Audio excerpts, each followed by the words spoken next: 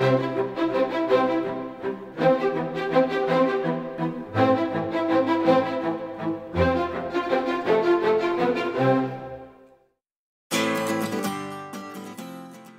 aujourd'hui, semaine du développement durable, il nous paraissait très intéressant de profiter de cette semaine, de cet événement, pour supprimer ce transformateur qui était un point noir dans le paysage de la Chardière, puisqu'on a un beau château, on a un chêne centenaire et on voit qu'aujourd'hui, avec la suppression de ce transformateur, on améliore vraiment l'esthétique du paysage.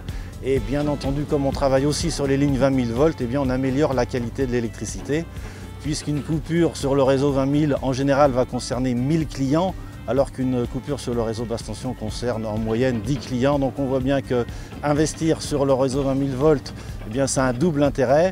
Ça permet de supprimer les fils et puis ça permet d'améliorer la qualité de l'électricité.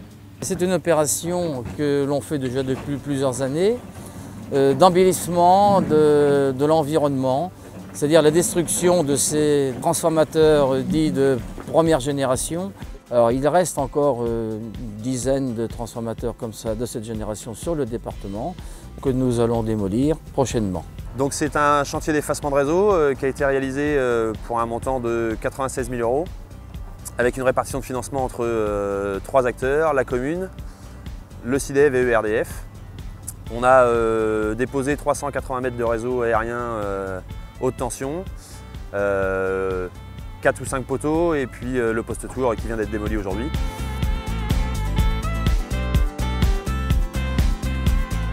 La commune de Chavaillan-Paillé a engagé un programme ambitieux en partenariat avec le SIDEV autour de 2 axes principaux. Le premier axe, c'est la rénovation de l'éclairage public, un éclairage vieillissant, vétuste.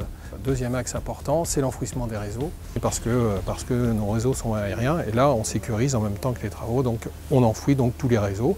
Un programme ambitieux aussi. La première, c'est l'entrée de la route de Bazoges pour un peu plus de 170 000 €. Et donc le deuxième axe qui sera fait d'ici quelques temps, d'ici 1 ou 2 ans, c'est l'entrée route de la Boissière, côté d'Edry, pour à peu près la même somme.